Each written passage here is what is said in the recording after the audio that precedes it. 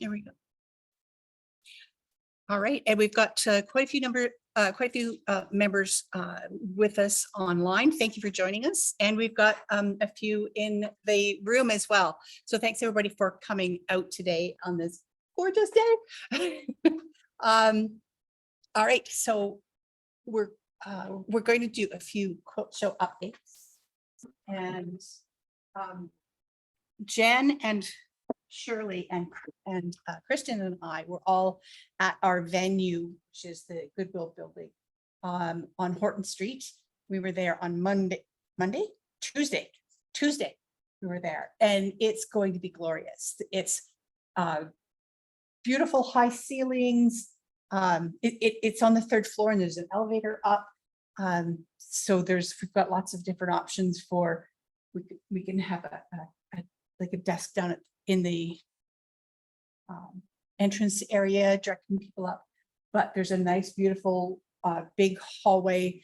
It's like a convention, a meeting hall. So there's outside of the room where the main show is going to be is a nice open space where people will be able to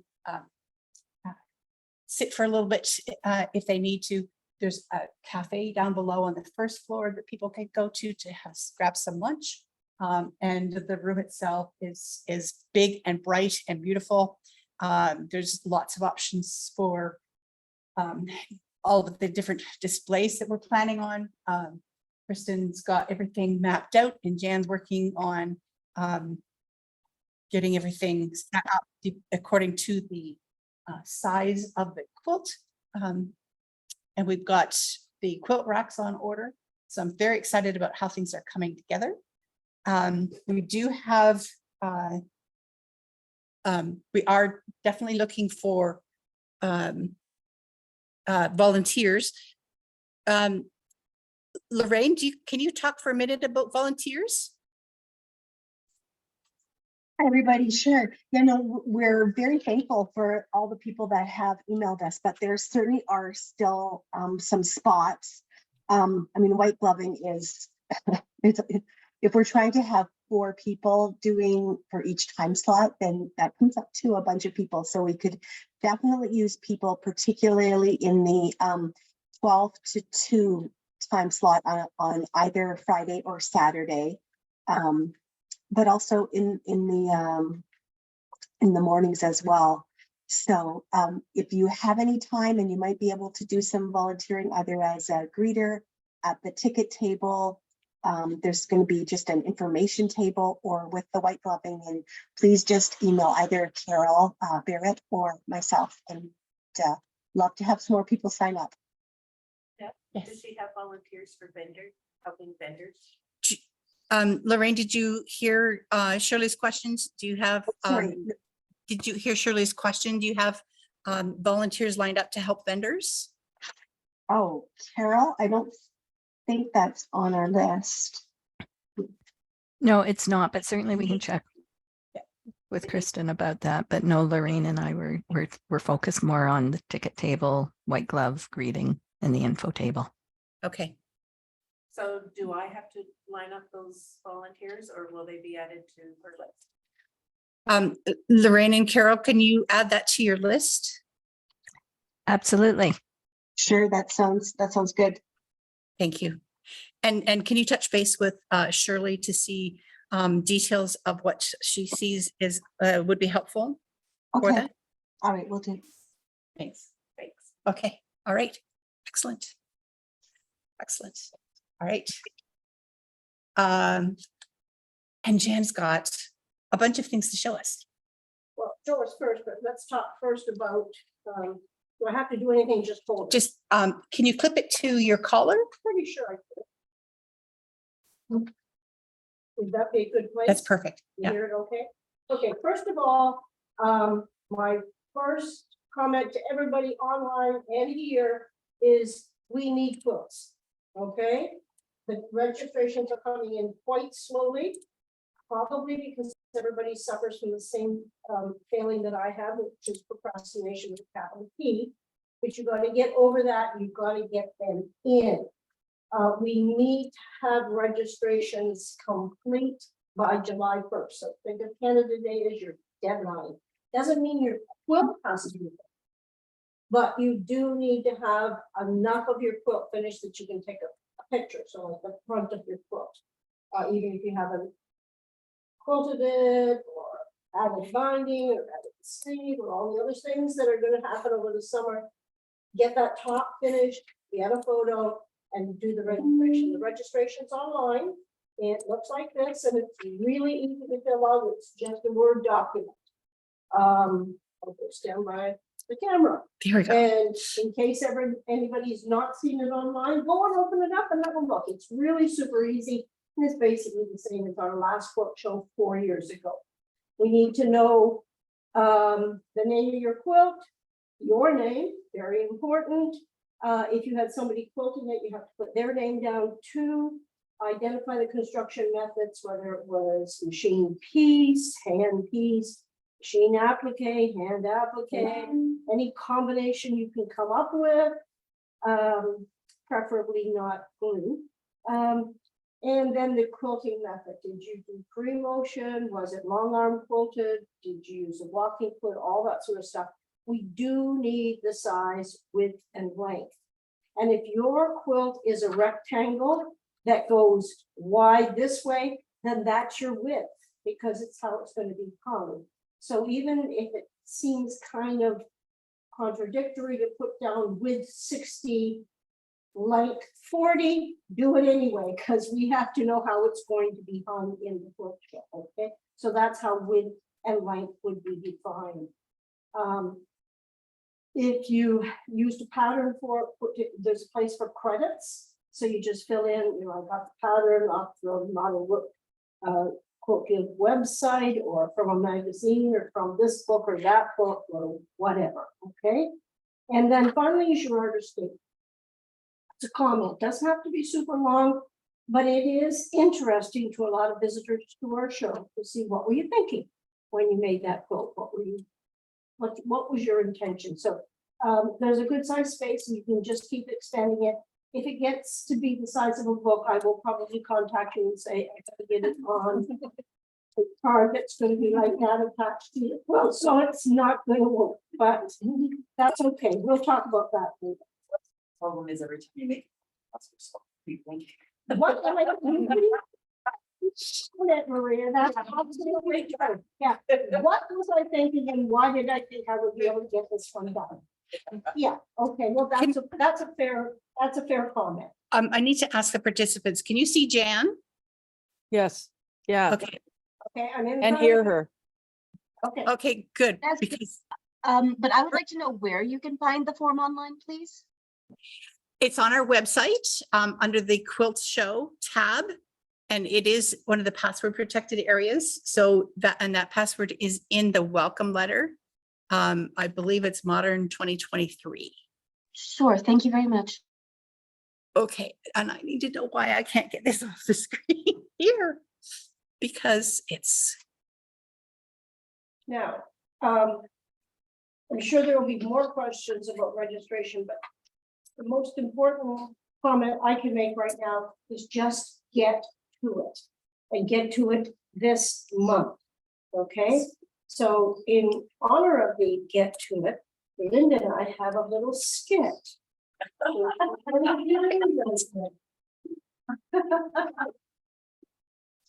Everybody gonna be out to see you.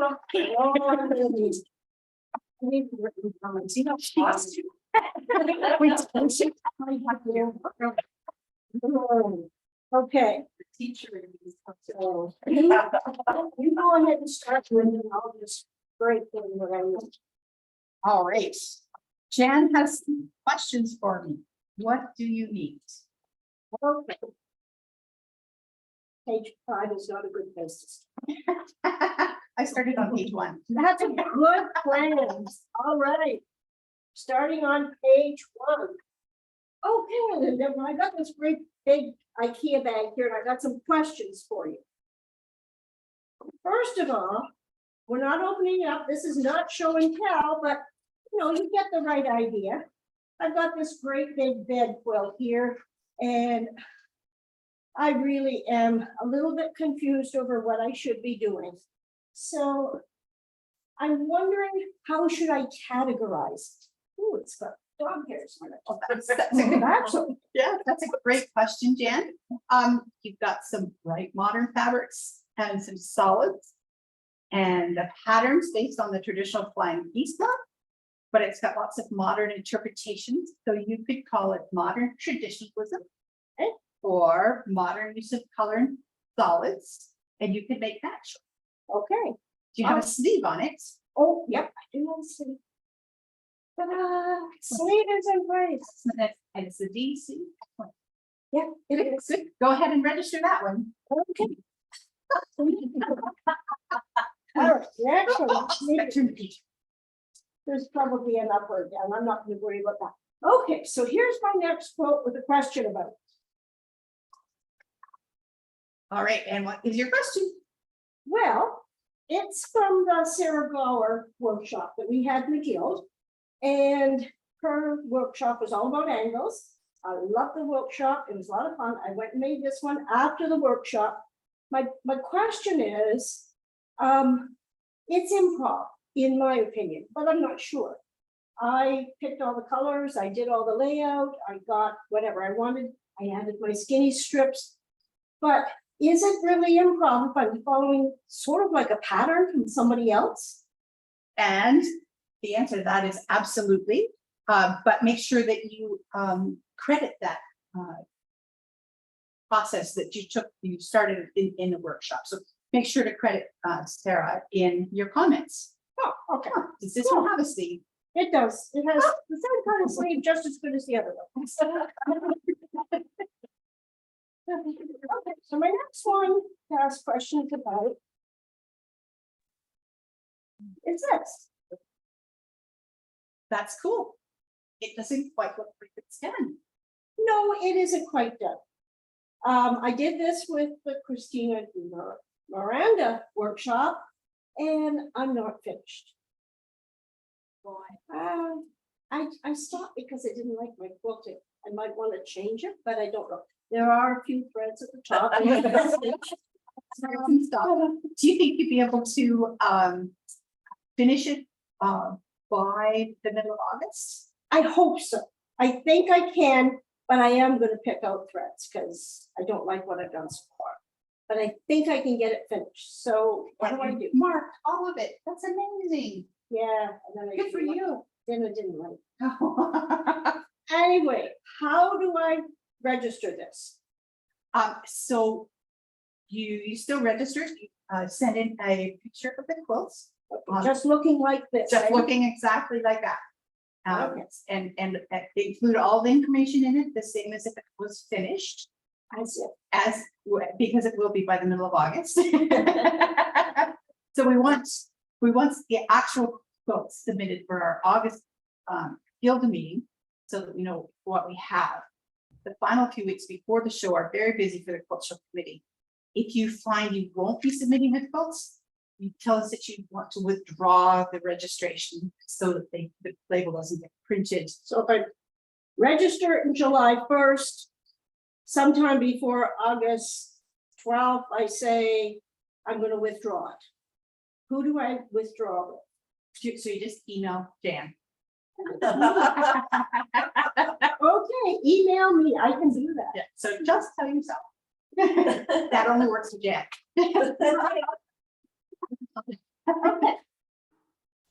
Next one. What is that? Well, it's 3 big blocks. And they still have the freezer paper on the back, so there's that. And there's that. And there's that. All right, so it's still blocks. It's not a quilt. It will be. It'll be. There's it's big blocks, so there's only 8 blocks in this book. Okay. So you can send Jan a picture of your incomplete quilt when you register it. But you must finish the top even if you haven't quilted it yet. So don't send pictures of the blocks. But by the registration of the quilt, the quilt's top has to be finished. So I have to get my other 5 blocks done and sewn together before I take my picture. Right. And I don't even have to take the freezer paper off. Nice. Okay, that's cool. And that one already has another deadline too. Oh, yeah. Yes, yeah. This one I'm sure to get finished. It's going to a family member who's starting at McMaster in September. So the pressure is on. It's gonna get done for sure. She's getting it right after the quilt. Okay, now, last thing to show you. We've got this. What is well, it's 600-meter cut of 6 different blue solids. And I have an idea what I want to do with it. Jen, that's not a quilt. It is a successful shopping trip. Okay, When you get that quilt finished, register for our next quilt show. oh, thanks, Linda. Jen writes the best scripts. So are pillows okay? Yes. We, now, this gives Oh, I'm me just talking on my meeting. little bit more about registration. I'm looking the wrong way. Okay, so I had a few notes. My script has a few extra things at the bottom of it. We really do want and need your quilts. It's not a quilt show without quilts. And over the last couple of months, I have heard a few people saying, oh, my quilt's not good enough. I'm not sure. There'll be so many better ones there. Is it modern enough? Is it modern enough? How do I describe it? We can help with that, okay? But, and if you send in an incomplete registration, I'll contact you and say, let's talk about this. But we really do want to have your quilts in the quilt show. The venue that Kristen's found for us has room for 72 quilts to hang. And we have room on the wall to add some displays of smaller quilts too. So if you've made a few samples from workshops that are maybe 20 inches square, we'll have room for those too. We also have room for the challenge quilts from the President's Challenge. So there's plenty of room to hang quilts. We really need your quilts and we want your quilts. Now, I know we talked early on about the fact that we had a person who's outside the guild and is completely independent is going to look at all of our pictures and give us, but it's mostly advice. We know what modern quilts look like. We know how best to display them. She's going to give us really great advice on how to group things and how to highlight the modern aspect of those quilts. You may register multiple quilts. If we are starting to run out of room, the first people we'll probably contact are the people who have entered 11 quilts. You might not get all 11. We have lots of members, good, and we do have room, as I said, 22 quilts that can be hung on racks. So that could be bed-size quilts, lap-size quilts, or large wall hangings, the big dramatic things. There'll be room for those. Smallish quilts we'll put in a slightly different display area around the walls. It's a beautiful, beautiful venue, and there's great lighting and lots of place for our quilts. You do need to put a sleeve on the back of every quilt, even the little ones, because once we get the registrations in, we want to figure out how to hang the little ones too. We checked out the walls, the ceiling situation is much more industrial than in this building. You'll be able to hang with S-hooks down to boards, down to dowels over against the wall. So we'll be, even small quilts like this size, we will be putting, we need to put a sleeve on, so we slide the dowel, okay? You do need to use the registration document to help you get it on, okay? Yeah, so you send the documents and a picture of your quilts Yes. to Jan. That's a good point. It does say on the registration document how to send it in. But if you're one of those people that would prefer a visual or a verbal reminder, what you do is this. You go on, you download that document, and I don't even remember what its name is, registration document probably. It was pretty clear. So you fill it all in, and the first thing you do is you save it on your computer with your name. So I would open up the registration document, save it on your computer as registration document or whatever it is, whatever it is, and then save it again. Save it with Jan Dudek 1 or your own name. Please don't just choose mine. So save it with Jan Dudek 1, okay? And then fill it in. And then save it again when you're all done and send that one to me. And then I'll know this came from Jan Dudek. And it's the first registration she's sending you. Then take a picture and send that picture approximately the same day. I would appreciate, but that's okay. Of your quilt, and it's, you know, take it with your phone. That's good.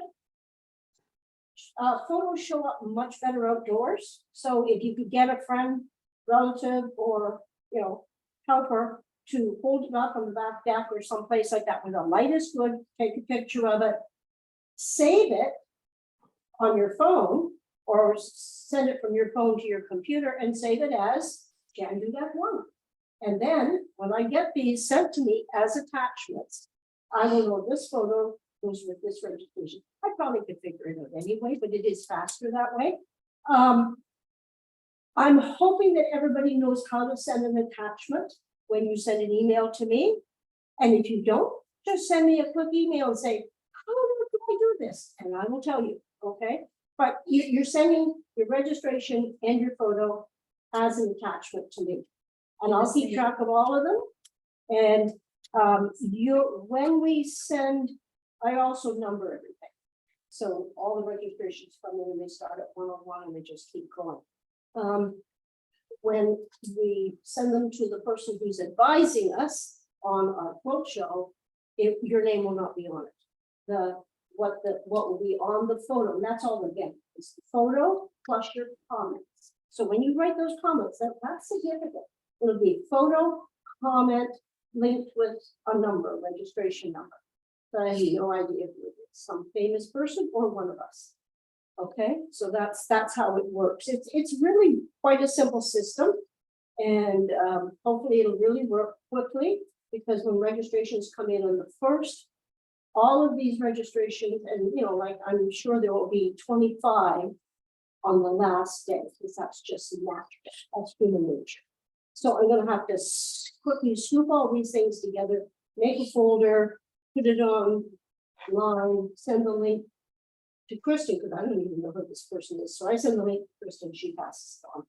And that person will go through these, and that person will get back to us really quickly. Now, in the meantime, I'm going to be working with the registration, creating a database so that I can get, we're not printing labels yet, but we will print labels so I can start prepping all that, using the registration information, prepping the labels and everything else like that. I'm looking at the sizes that we've got and say, oh yeah, we got this, we got that, we've got everything else. So all of that is going to be happening in July and heading into August. And I'll get that up. For the president's challenge, do we need a sleeve on the president? That's a good question, because we've been collecting them all along, and most people haven't. I would say no, you don't, because what we'll likely use to hang those, because we'll want to group them together. And they're pretty much all the same size, aren't they? They are, You yeah. asked for exactly the same. So what we'll do is a backdrop sheet and attach them to the backdrop sheets. And I saw the neatest way to do this. Somebody was doing it at the Sarnia show, and I was watching. Oh, that's a great idea. You know those plastic sticky things that people used to baste quilts with when they were quilting? A tick, like a tack thing. It's like a tack thing that sends a little plastic sheet. And all you have to do at the end is just take a pair of scissors and cut the little back off, and it pulls out. People used to do it for years. I never did, but when I saw it working, I thought, that's the secret, because it's just quick and it's done, quick and it's done. And then you don't have people getting stuck with pins. Yeah, you don't want pins. Well, they're tedious. You hurt your fingers, and nobody wants blood on their quilts. So So I we think don't have to.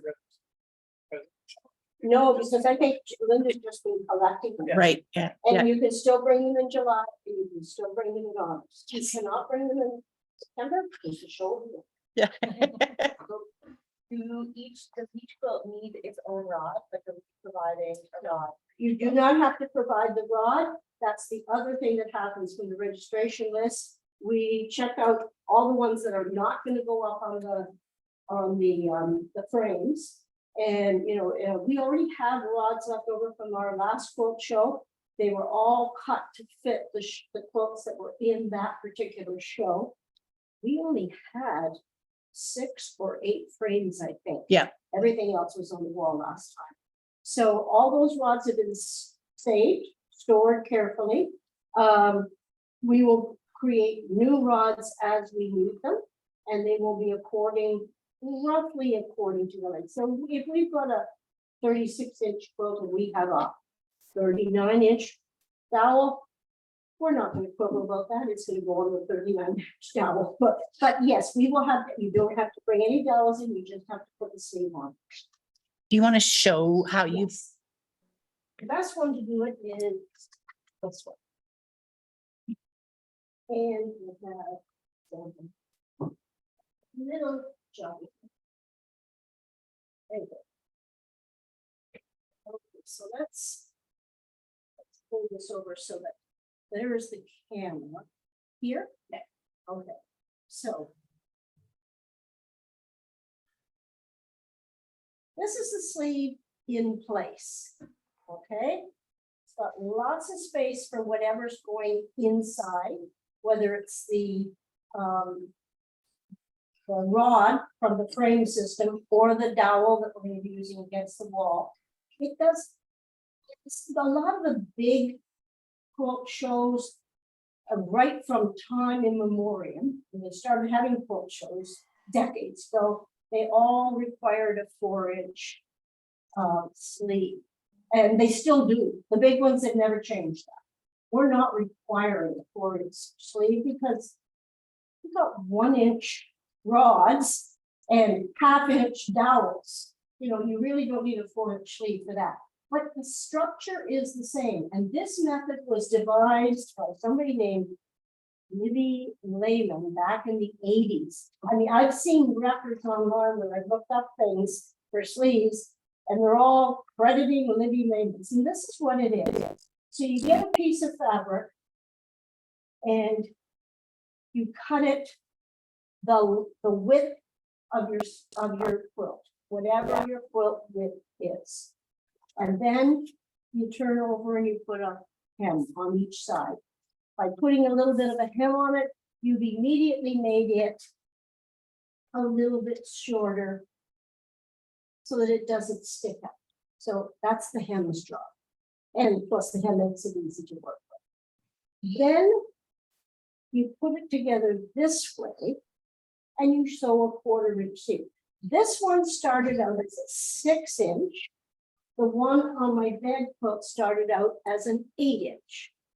Just because there's going to be a document with pictures on our website for everybody to, so you don't have to really be taking any notes, right? Yeah, it actually went out with the newsletter, Perfect. the link to Jackie Gehring's tutorial. Okay. So you sew that seam down, one end to the other, and before you sew that seam, you fold it so that and press it really firmly. And what you do when you press it, you match up the two sides and you press it before you sew that seam. As a result, once you sew the seam, it like this one, yes. So you fold it in so that it's fitting, just right to the middle. Yeah, so I started out with putting it together and then pressing to get the center line. And then it in To the to the center. center and then pressing again.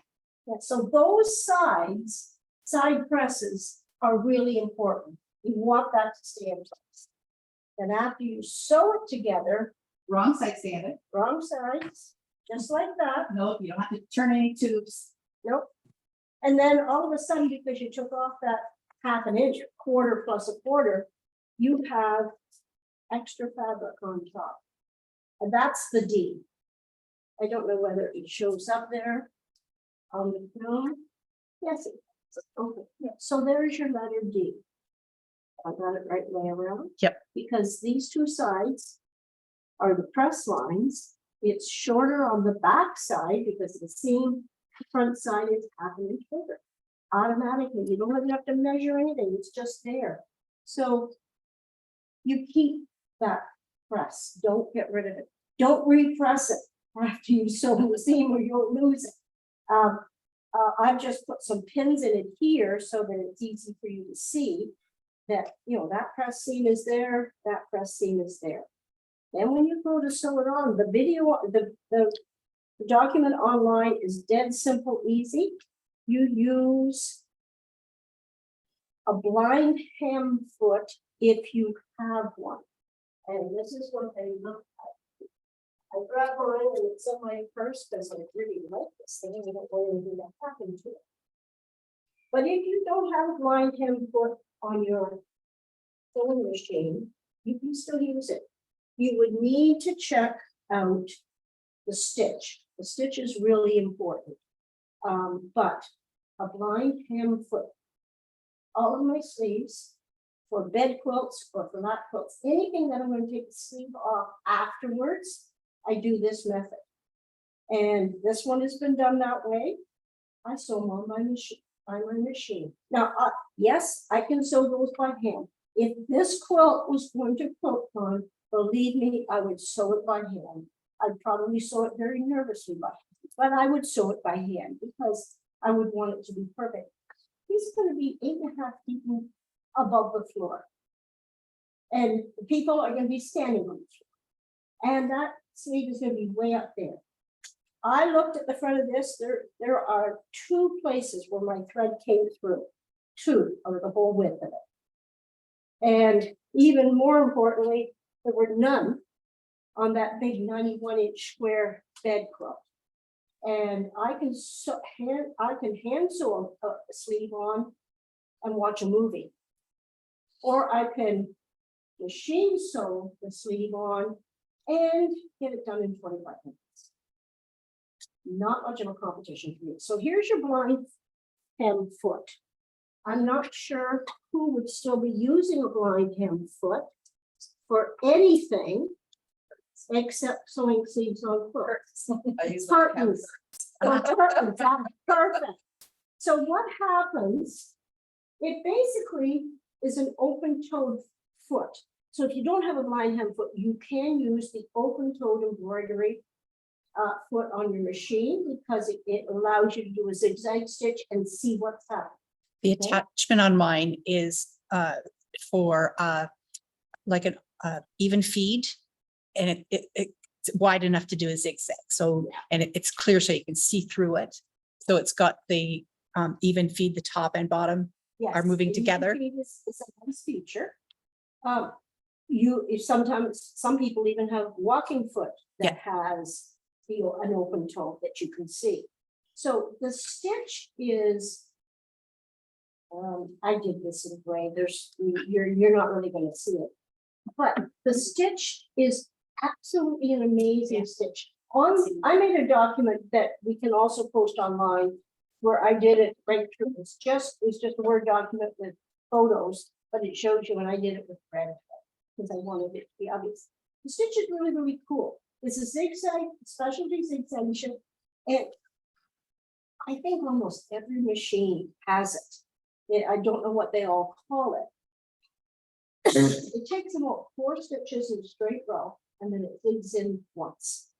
4 more stitches, zigs in once. And if you have a blind hem foot, that little bar you line up where you want it to just go over. So I'll show you on this foot. When you go to sew it on,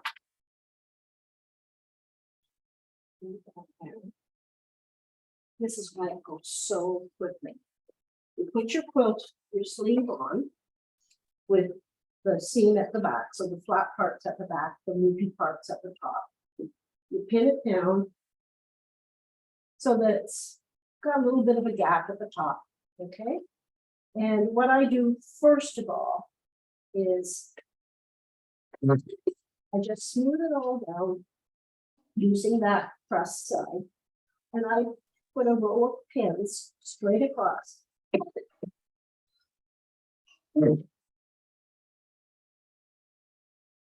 About this far away. You just want it to be out of the way. You don't want it to be in your way. So 1.5 inches, 2 inches, something like that. And once you have the whole thing broken on, then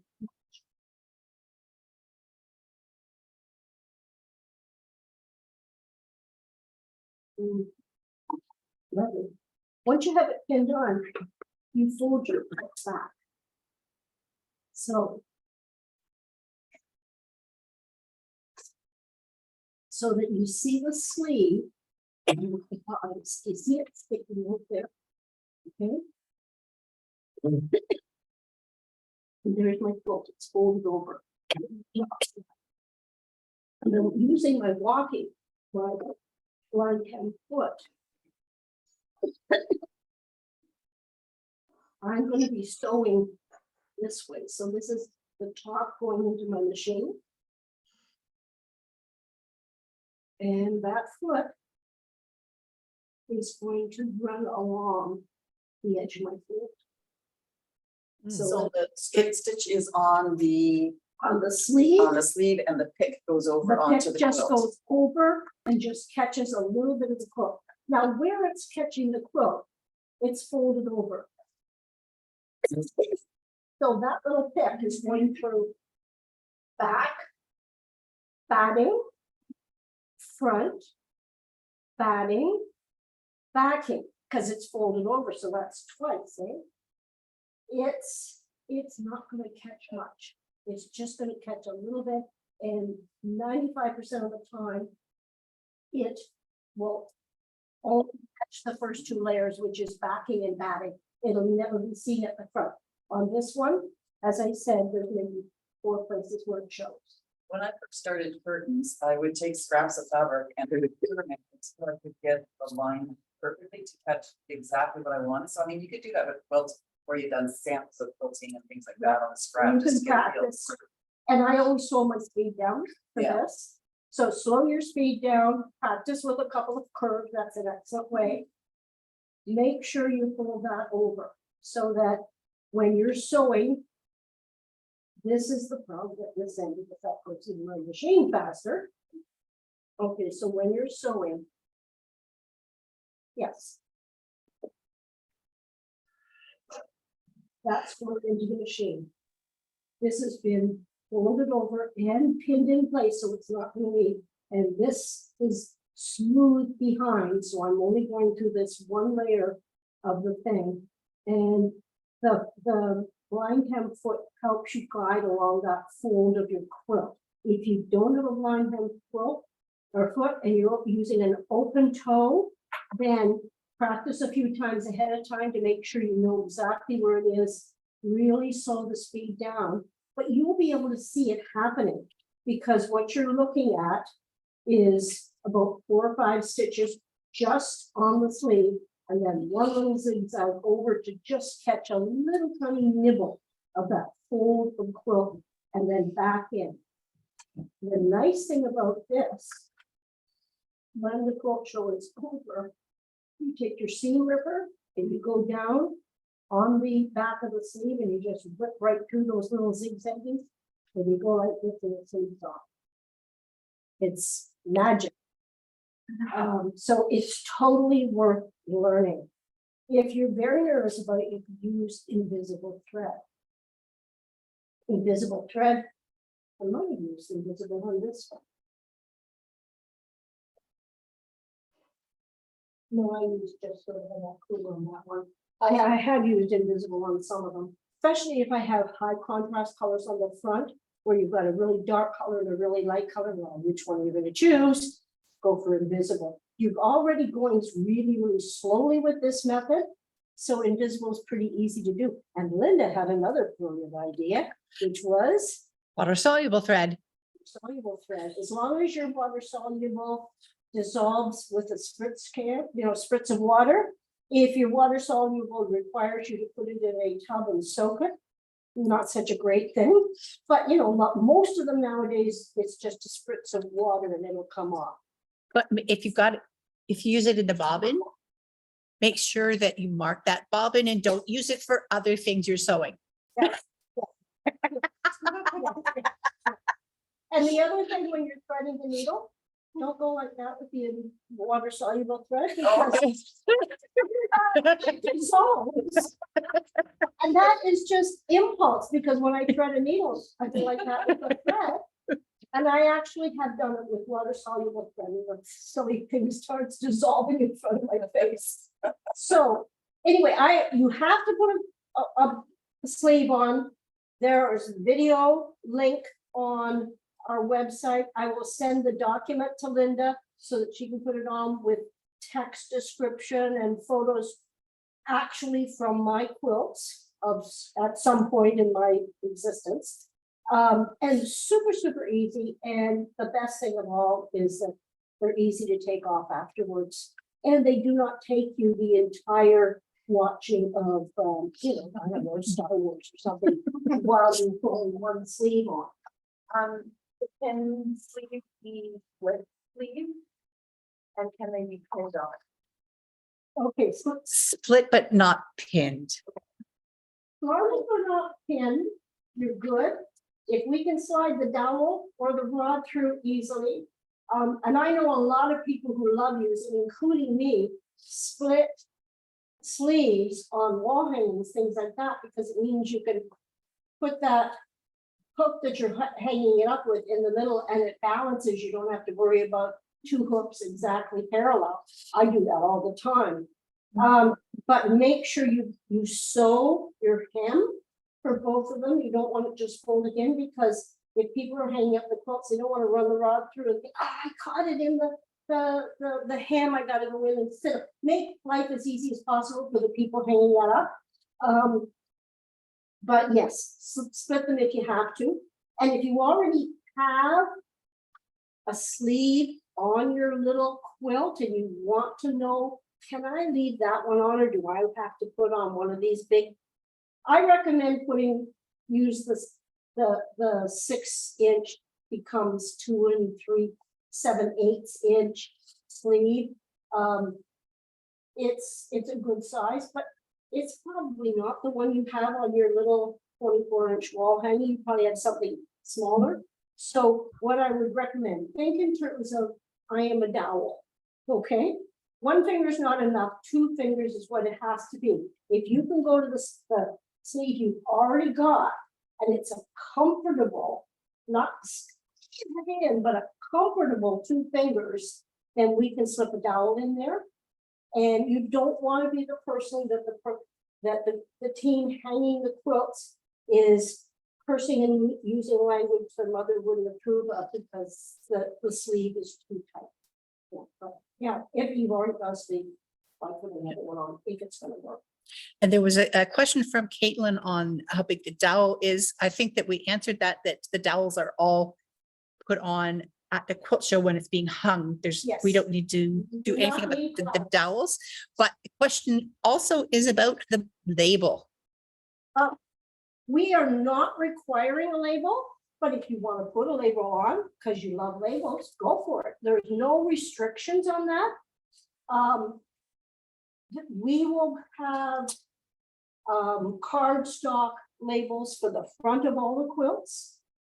They're in 2 sizes. One is a half a page, so an 8.5 by 11 page, cut in half this way. That's the size that we're putting on lap quilts and bed quilt sizes that will be hung on the frames in the middle of the room so everybody can see it. So that's the room that we've got.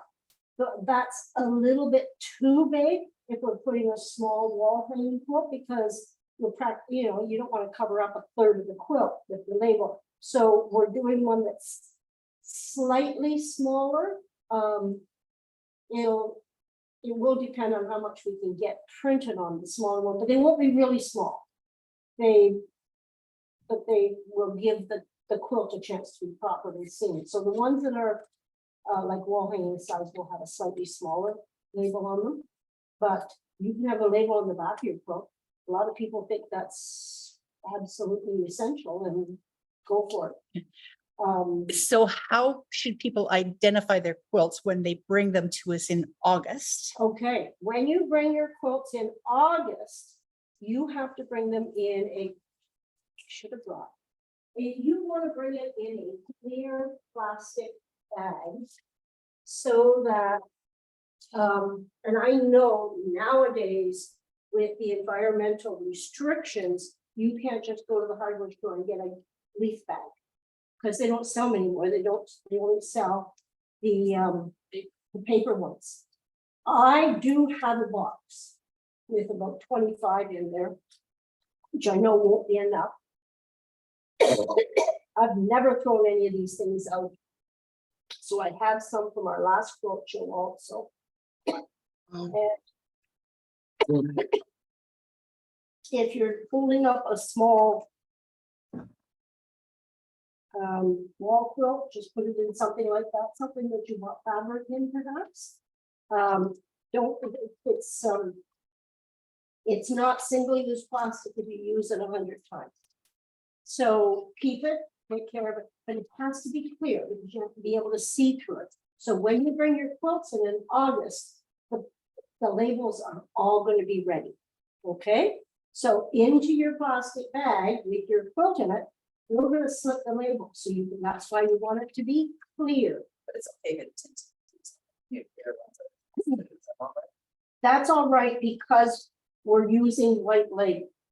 That we're just printing on cardstock, everything is going to be white. So yes, if it's lightly tinted, if it's a dense indigo, not going to be all that useful. But yes, if it's clear, that's fine. And we'll slip our label inside and then it's going to go into storage. Yes. I'm probably not gonna be at the August meeting, so I'm hoping to bring it in July, so what if I? Oh, yeah, not a problem bringing it in July. And But you won't have to if, What about, if you print out the registration form yeah, just. and use that, just slip it safety in. pin it or Pop it in the bag as well. And if you have a serious problem with bringing it to the August field meeting, then please just contact us. Don't just worry about it or ignore and, panic. Just tell us, we'll find some other way of getting that collection. I know Sandra Thomas already contacted me about, she can't possibly bring in what she's registered until Labor Day weekend, which is like the week before a Quilt Show. I said, fine, we'll make an exception for you. We know, because we know exactly what it is, and she's already submitted really good photos. So, there are exceptions can be made, but we really want those in August because we have to check to make sure we have all the dowels correctly. We want to know for sure these quilts are actually going to be available for our show so that we can plan the layout and everything else like that. If you are one of the few people who contacted us, says, I just cannot bring it in until, I'm up in the cottage and the cottage is in Northwest Territories and I'm not back, then we'll make an exception, but we have to know when it is. We have to be absolutely sure it's coming in because we're planning a place for it. Okay.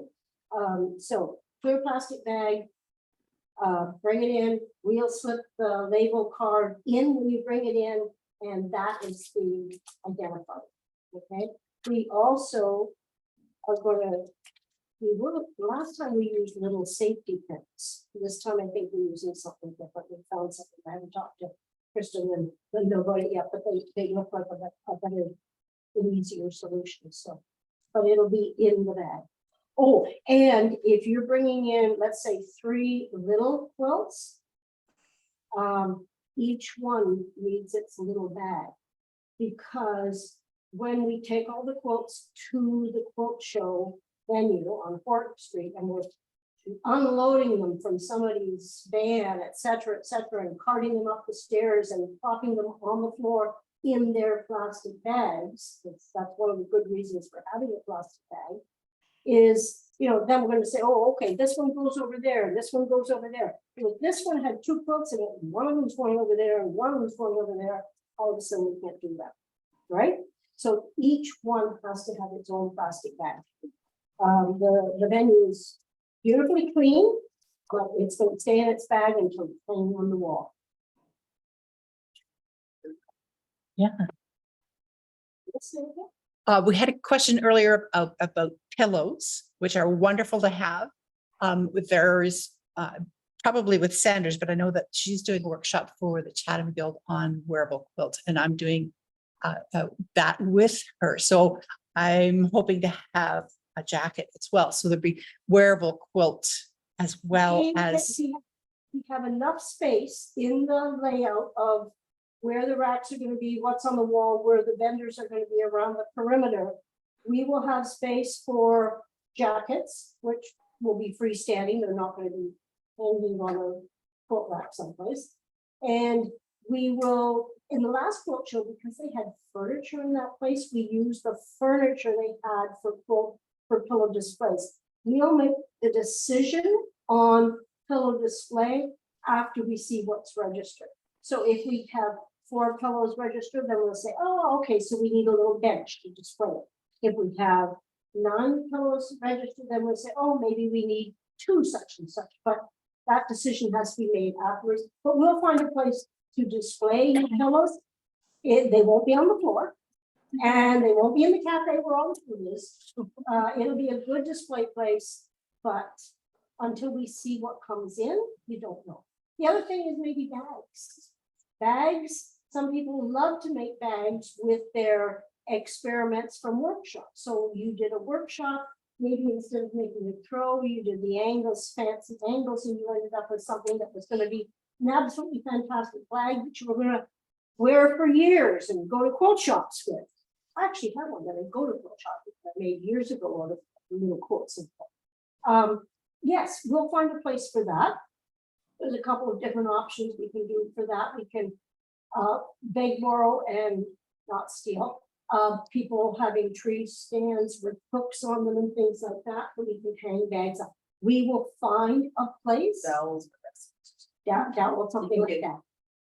Essos from the dollar store that are different lengths, like the black ones that lose darts for really cheap, like thin ones.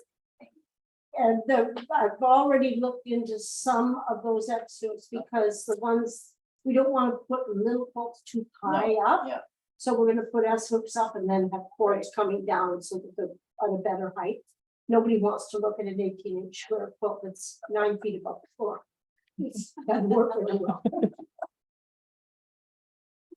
Yeah, picky. Get your binoculars out. Anything else? I think that does it for this show. Any other questions? Question about, is there an option to mail being the worst case for a wall hanging? Because she's going to be out of town for this summer? Or the member is from Kitchener. Okay. Is there an option to mail in the worst case? Yes, there will be, but we better get on that right away then. Yeah. I would think, I'm not gonna say anybody's name until we actually talk to the person involved, unless they think, no, that's not gonna work for them. But yeah, we'll find, I think it's best to have a single mailing address if people are gonna mail in. So we'll have to. Jan, can I interrupt? Yes, I drive through Kitchener yes, to go visit our son. I could always meet this person, That's wonderful. yeah, Yeah. Pick up the quilt. yeah. So, yes. Anyway, we will look into getting a mailing address, and thank you, Sandra, we can probably arrange some pickup and things like that for our members who are at distant spots. Yes. Super. Excellent. Any other questions? Thanks, Jan. What in the, and if you're like me, you'll fill it in a wash. Yes, that's the symbolic meeting. Yeah.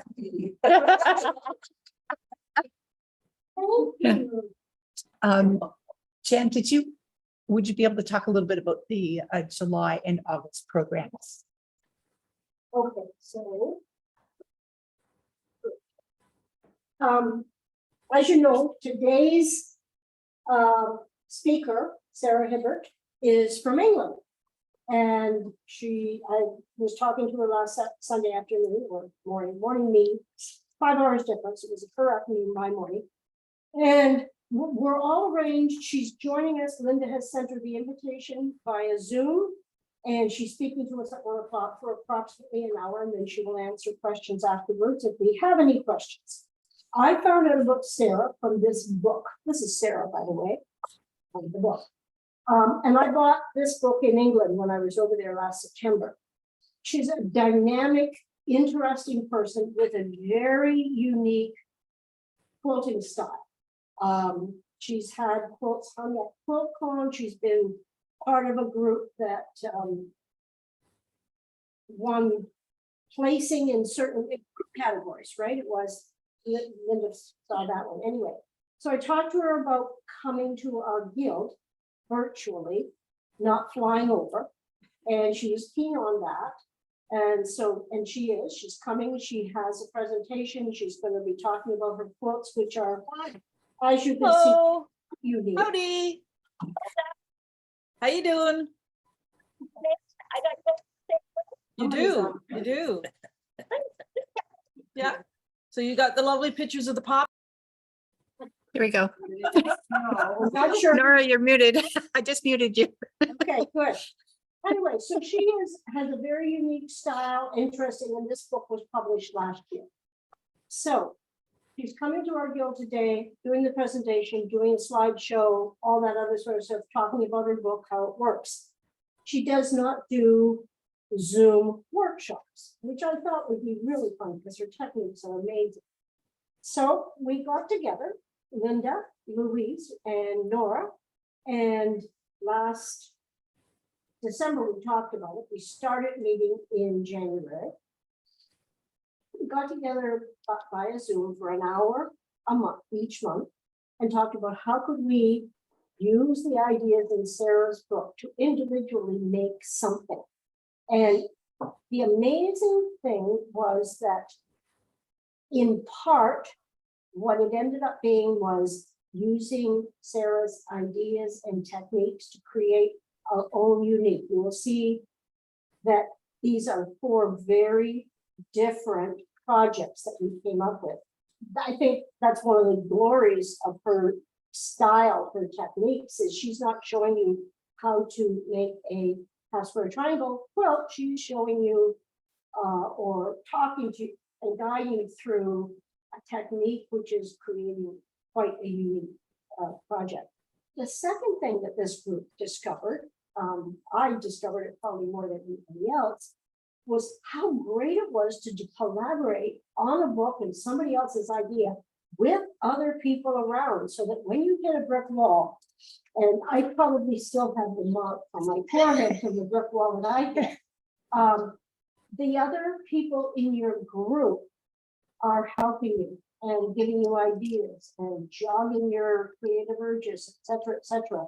And as a result, the 4 of us ended up with 4 very different projects based on ideas from Sarah's book, and are going to present that to you in the July Guild meeting. And it's going to be how to use a book collaboratively to get your own ideas out of it, how to collaborate with other people on their projects so that you can help somebody who's doing something totally different than you. We're hoping in the end, we each got our own book. So there's 1 book in our library. Linda has 1, I have 1, Nora has 1. Louise was using the copy from the library. And we, almost all that, I'm pretty sure that's what everybody said. In July, our books, possibly permanently or temporarily, are all going into the library. So what we're hoping that people come out of the July Guild meeting with an idea of getting together with 2 or 3 other people. So let's borrow 2 copies of the book and go through and do something totally different. You'll have heard Sarah talk and show her quilts. You'll have seen what the 4 of us have done and how we help each other along. And it's something I've never done before. And I learned so much from working with the other three people. I was so happy with what happened in the end, even though, as I say, early in the process, I was completely without hope. So it was absolutely fabulous. So it's totally worth sharing with you. We're not putting ourselves forward as authorities on this, but just as people who've experienced it, who've done a collaboration based on a book. And it's certainly, we recommend people try it for themselves. So that's what July is all about. I think it'll be different.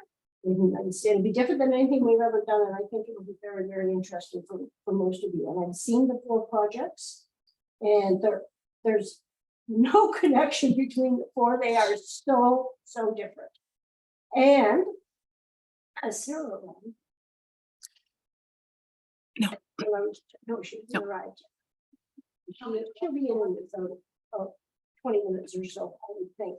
When I was talking to her last Sunday, she was, and I was describing how our projects had gone, and et cetera, and she said, you know, this is such a unique idea that you've got here. I would love to get an invite to that July also. She says, I have a meeting that day, but I would love to pop out to Starbucks and open my computer and pop in and give you a hi. And it's the middle of your session in July. She says, because this is so nice. And apparently she was describing for me an experience she had where last February, when she was coming back from QuiltCon with her friends, and they were in the airport, and one of them said, oh, look at this, look on Instagram. All these people are posting quotes from your book, because the book came out a year ago, as I say, last year. And it was a quilt shop, unnamed and not shown anywhere, and a teacher from that quilt shop, and they had arranged to teach how to make all the quilt samples that are in the back, and we're charging big bucks, and another permission to use your book. So, pretty bold and quite dishonest, but anyway, so she contacted the builder and said, you don't have my permission. And she said, well, we're already registered and we've got money. And she said, well, you'll have to deal with that, but you don't have my permission. Good for you. Yeah. Anyway, so and then August, of course, is Quilt Show stuff. Somebody's saying hello. I don't know. Yes, in August, we really want to do a work session. We'll be collecting quilts, we'll be sorting quilts, getting them. I have Kristen has bins to collect in. I have 12 gigantic IKEA bags. We're going to start getting everybody's help to sort things out. So apart from our friends and members who are in distant locations, it would be wonderful if we could get as many people as possible in physical presence to help. You have to come in anyway to drop off the quilts, with a few exceptions. Thanks so much, Jen. We have our monthly draw for the quilted boutique. So I have our randomized list of members, and I need 2 numbers. Susan, give us a number. 29. And how about Nora? Can you give us a number? Between 1 and 50, between 1 and 50. Let's go for 13. 13? All right. So our winners are Susan Evans and Lisa St. Marie. So I will get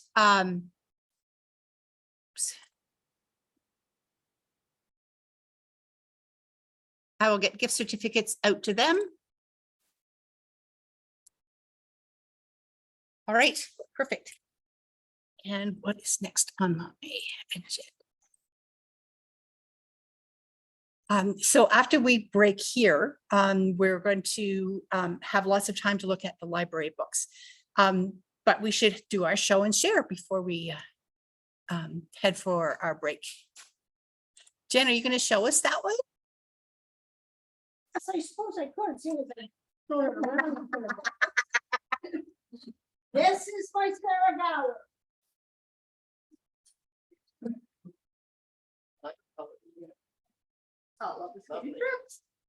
And it's spent a lot of time on the design wall. I moved things around an awful lot, but I aimed for sort of a diagonal slight swirl.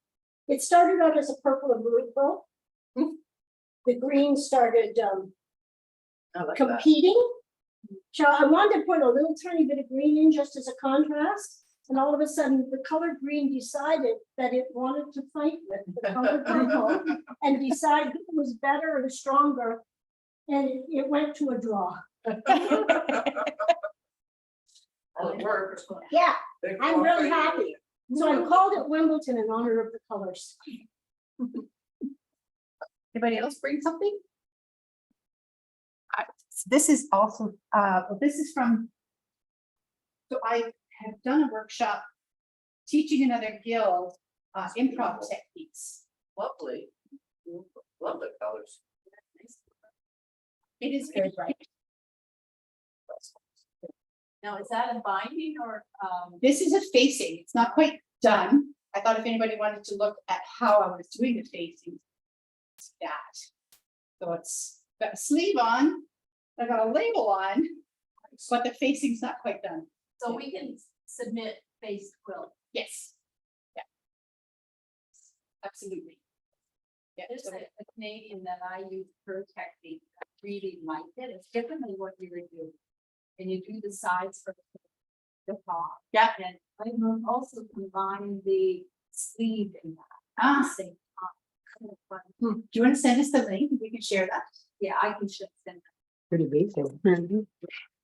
Excellent. Excellent. All right. The facing method that Cindy Grisdella showed us a year ago was also quite interesting. And it's on her website. I would like to put in a shameless plug for the book that I wrote, which does feature quilting very prominently. It's a story of a girl who goes to a quilt retreat and deals with the death of grandmother, and it is available on Amazon, self-published.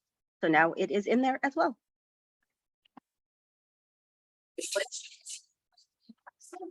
Bringing them to a meeting and that we can buy directly from you or. Yeah, I can make that happen. I have COVID right now. Otherwise, I would have. But hopefully I will not next month. Okay, great. Congrats, Lindsay. That's so exciting. And how much is it if we buy it directly from you? It's like $15, I think. Free shipping if you have Prime. Yeah. The other quilt I have is a donation quilt that I've long armed. So this is going to the London Cross Cultural Center.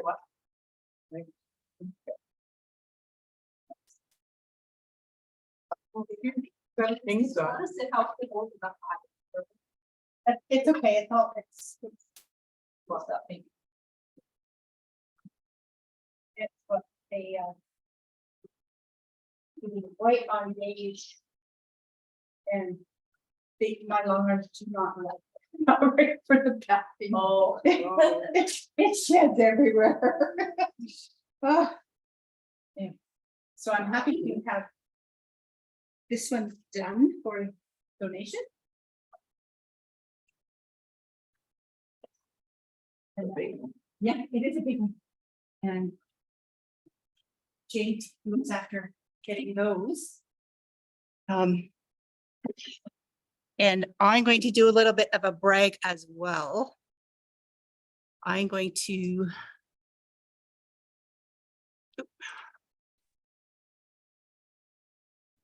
Can I ask one question, Linda? Yeah. Is it ideal to be in person at the July session for that collaborative?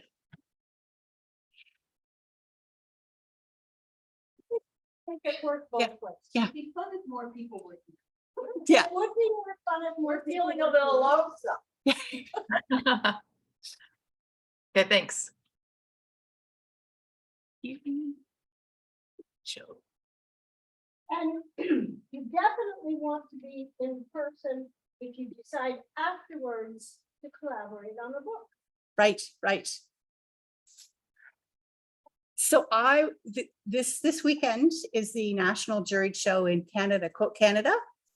I was watching the awards ceremony that they live streamed on Facebook, and they are announcing all of the winners, and they announced the winner for excellence in machine quilting framed. And there was a quilt that I quilted for a client. So this is hanging at the National Juried Show in Halifax. This quilt is called Going Green, and it's all about recycling, reusing. Yeah, sustainability. There's so many different colors of greens in here, and it's all ruler work. And I'm still absolutely thrilled. It won this award. It's hanging beside Peter Burney's quilt, one of his quilts. He swept the modern category. It was amazing. I saw that. He got first, second, and third for his quilts. So this is where it showed up on. I know. I said, hey, I don't know. Linda, we can't see online. What? We're just seeing the first London Modern Quilt Guild June. Okay, I'll stop the share and I will do it again. And congratulations. That's Thank you. really, really exciting. and And especially when you didn't even know it was there. There Right, it I is. didn't know. Are you seeing it now? Isn't that awesome? I see it Yeah. now. That's fabulous. Fantastic. That quilting is fabulous. Yeah. Thanks, thanks. That's was- such a hoot that you didn't know it was entered. I know, and I did three It's a quilts, riot. and all three quilts are in this show. Wow. And even more fun to this story is that so I had knee surgery. I had my knee replaced last August. And these quilts came in middle of September. And I was my machine, I was back quilting again, but my machine, my long arm machine was out for service at Bernina, Canada for 40 days. So Tracy Hillman, who's a member, who also has a Bernina, we both have zipper leaders. So she offered, these were to be entered into QuiltCon first. She was trying to get them into QuiltCon. So I had the October deadline to deal with. So Tracy offered me to work on her long arms. So she did her quilts in the day and I went in the evening and we swapped quilts. So a lot of this quilting was done on Tracy's, and then I finished it up when my machine came back. So Tracy's machine gets credit here as well, and Tracy's generosity, absolutely. So this is lots of stories behind the scenes for this one. And whose quilt is it? Kathleen Heisland.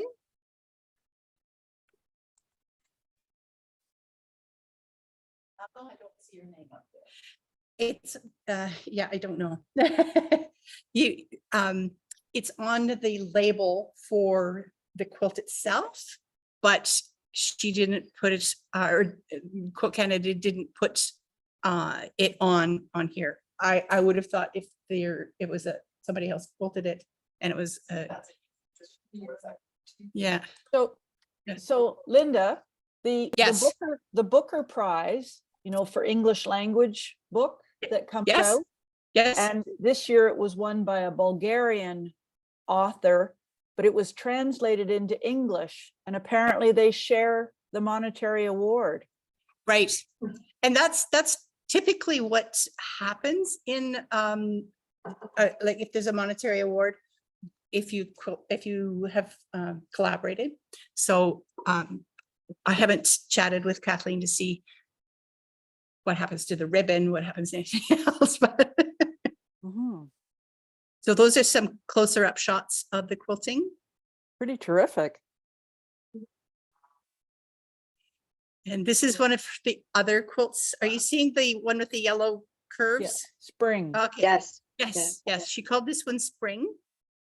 And the yellow was all hand dyed fabric that she used, and the blue is a sateen. Ooh. And this one's also all ruler work, all of the curves.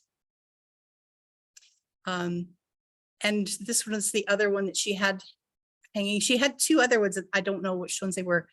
She called this one the Blue Skywalk.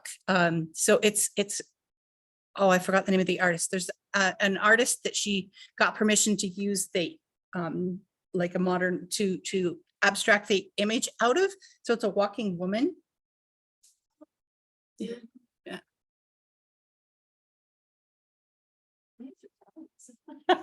You see it. It's on the screen. And Right. you quilted all of them. I quilted all of them. Yes. Wow, that's Yeah. fantastic. Way Yeah. to go. Thanks. And it's so like there's when the quilters ask you not to share anything until they've got the quilt out in the wild. It's like, oh, I want to share it. Anyway, Well, it's kind of bizarre that they didn't mention you in the quilt yeah, when they gave the award. That's really yeah. bizarre. it is. It is. Yes. Good chunk of quilt too. Thanks. Yeah. So, and It's this is just amazing work, Linda. thanks. This is so my new machine is an Innova, and this is their booth at Quilt Canada. And so that's a very quick sneak peek of what you'll see in July. The quilt that's, if you can see, all of the arcs is based on the Innova logo. It's the one hanging off the front of the table. But Right. Too quietly. Fortunately, I have a mic. Just look at the quilt draped over the table with all those swirls and primary colors. That is Linda's. It's lovely. My favorite. All Turned out right. so nicely. It did. And I, in the stitching, Len Adams, who's also a member, he also has an Innova. He digitized the Innova logo that got stitched out in the center. And also the logo for the dealer. So there's 3 logos on there. There's the Innova, there's the By the Bolt, and my own logo that are all digitized. Fun. Fun. Here we go.